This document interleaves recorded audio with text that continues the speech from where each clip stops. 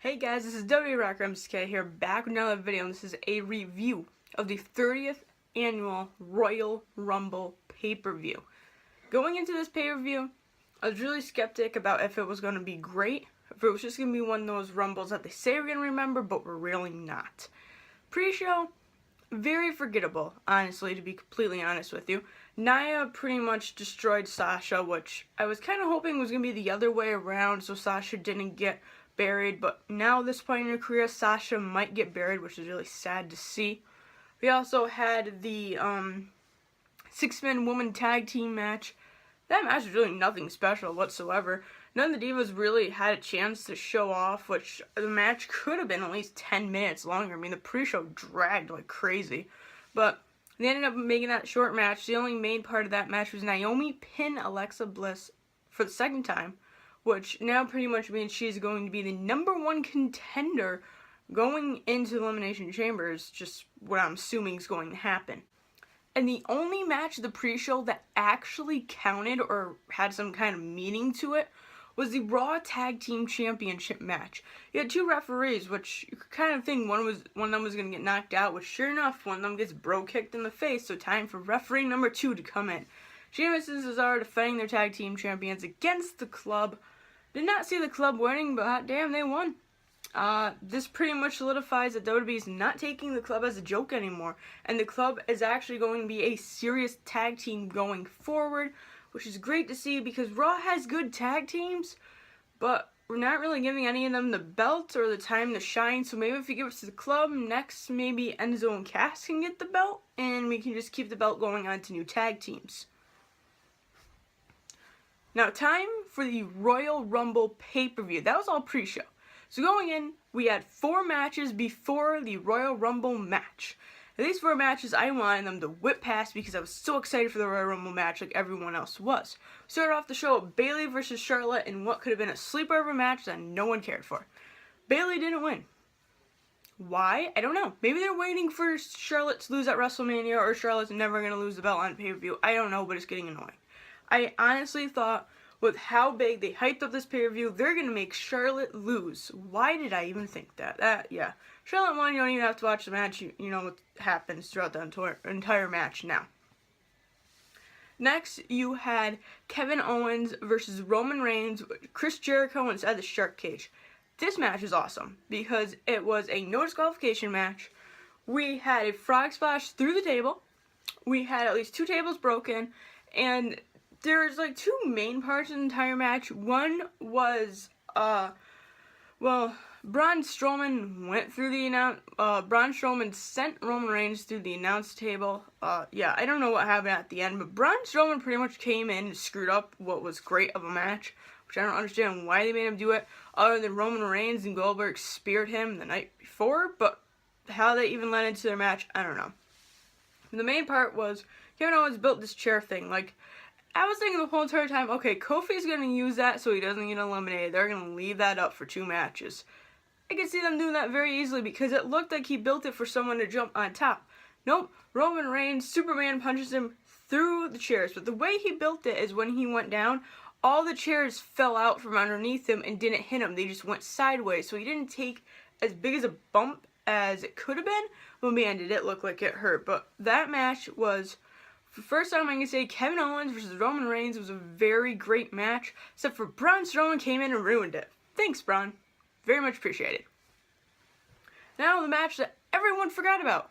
Neville versus Rick Swann. I even forgot about it, and that was one of the matches I was really looking forward to because I was so excited just for the Royal Rumble match itself. Going into this, I really thought they were going to keep the title on Rick, just because he only had the title for 1 pay-per-view match, and he's still trying to prove himself that he is a worthy Cruiserweight champion. And even though they stripped the title from TJ Perkins early and gave it to Brian Kendrick, then they stripped the title of Brian early, I really thought they wouldn't do that with Riggs, but I was wrong. The Cruiserweight title, to me, is the most fascinating title they have right now because it's constantly changing hands. Who it's going to go to next, I don't know. Maybe Noah Dar, I'm guessing, is going to be up next in line. It's just who I think is going to be up next, but that match was really good. Both superstars pulled out all their stunts. Rick Swann did a couple of his finishing big kicks. Neville's out cold pretty much during one of them, but then he got his feet on the rope. And Neville ended up hitting this new submission move. He does not do the red arrow anymore, which I was really disappointed not to see. But he just got Rick to submit. Neville ends up winning the title, so he is your new Cruiserweight champion. Now there's one more match left. This match. There's literally not words to describe how incredible, wow moment, holy shit match that was. John Cena versus AJ Styles. Everyone was saying that they're not going to be able to top their match at SummerSlam. Not only did they top that, they made that match look like it was two rookies wrestling. Their match last night, if you're a wrestling fan, you need to go watch it. Sign up for the pay-per-view, sign up for the network, it's free, go watch that match. It's worth just the aggravation of signing up for the network. That match was, AJ kicked out of an AA from the top rope. John Cena kicked out of 2 style clashes, took at least 7 of his forearms, and still kicked out. They both used their submission holds on each other. It took John Cena giving AJ Styles 4 attitude adjustments in a row to get him to get pinned. Yes, John Cena won, but I can't even be mad at that. 1, he finally tied Ric Flair's record, which is needed to be happen. And 2, they're going to have a rematch at Elimination Chamber, which can be just as good as the Royal Rumble match, so I am very pleased with John Cena winning. John Cena versus AJ Styles was the match of the night, potentially the match of the year, honestly, and we're only a month into 2017. Even though they didn't give the words out for the regular WWE for match of the year, that match nominated should be, I don't even think a match last year topped it. It was that good of a match. And I'm not even saying this because I love AJ Styles and John Cena. I'm just saying it because that's how good the match was in general. You just have to watch it, honestly. But that made the whole Royal Rumble pay-per-view because, God, the Royal Rumble match was terrible. It was horrible. It's one of those Rumbles that you wish you can forget, honestly. It's supposed to be a Rumble to remember. I wish I never watched it. Now, going into the Royal Rumble match, we already knew 22 spots. That's the first time I think we knew that many spots in the Royal Rumble history. But here's another problem going into it. You leave 8 mystery spots. Here's just some of the superstars who took them. Kalisto. Apollo Crews. There was literally no returns. It was all these random people. Jack Gallagher, which I was happy that they put a Cruiserweight guy in, so I wasn't really mad at that one being taken. Yeah, just James Ellsworth took a spot. Why? I don't know. I get the comical reason with his spot. There always has to be a comical spot taken, but yeah. Going into this match, I was honestly thinking Goldberg, Brock are going to go out midway, and they're just going to destroy everyone. Nope, they gave that role to Braun Strowman. He came in at, I think, number 4 and did 7 eliminations, and then it took everyone to kick him out of the ring, and then after that, everyone was like, thank God Braun's gone. No one likes this guy, Vince. Why you think we like him? I don't know. But there's 2 major sins that happened in the Royal Rumble match.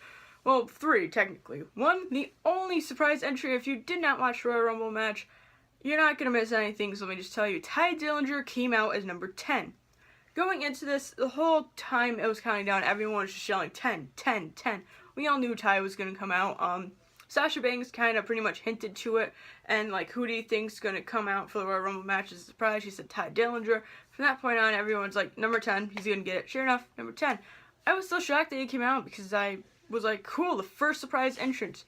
That was the only one we got the entire night. Out of 30 spots, Tye Dillinger was the only surprise. Good job, Vince. Good job. So, we get to the Royal Rumble match. Chris Jericho, I feel so bad for this poor guy. Not only was he locked inside a shark cage at the beginning of the show, he took a Goldberg spear, a F5, a bro kick, the punch from Big Show, and I forget what the hell he took. He took one other finisher as well along with that, and he kept just rolling underneath the bottom rope and then coming back to the match, getting hit with another finisher and rolling underneath the bottom rope, and he lasted to the bottom 4, which was good. I really was hoping Jericho was going to pull it out just because how funny his performance was, but sadly he didn't. So going on to the second sin in the Royal Rumble match. Why would you put Brock, Goldberg, and Taker in the last 4 slots? That pretty much makes the entire lead up to those numbers pointless because the whole entire time everyone's chanting Goldberg and Taker and Brock. Whoever else came out, no one cared for. The whole time I'm thinking, Alright, Goldberg's gonna come out like 15, right? Give it at least midway. Nope. Goldberg, 27. Brock, 26. Taker, 29. Why? I don't know. That's just how they did it. I guess part-timers get to pick at the very end what one they want to come out with. But overall, it was a really bad Royal Rumble match. But the Ultimate Sin. One spot left, number 30. Now here we go. We're thinking John Cena made his big return in 08. Who could it be? I'm thinking Finn, Samoa Joe, maybe Kurt Angle shocks us and comes out. No. Roman freaking Reigns. The amount of boos in that crowd was insane, to the point where it booed so loud that I'm pretty sure they had to dub it with cheers. And then I was even on the couch saying bullshit, bullshit, because it such was that Roman came out. And then I go on my Twitter, and a couple people from YouTube that I watch literally put that the whole crowd was chanting bullshit the entire time Roman was out. Now the bigger problem with that is Roman eliminated Taker. And then they had a stare down, which means it's going to be Taker versus Roman Reigns at WrestleMania. A match, again, that no one really cares for. At this point, we wanted Cena versus Taker, but we're going to get Roman versus Taker. Yay. So, comes to the bottom three. You had Roman, Bray, and Orton. I was disappointed. I was thinking, I don't care. As long as Bray doesn't win, I can deal with Roman headlining another WrestleMania.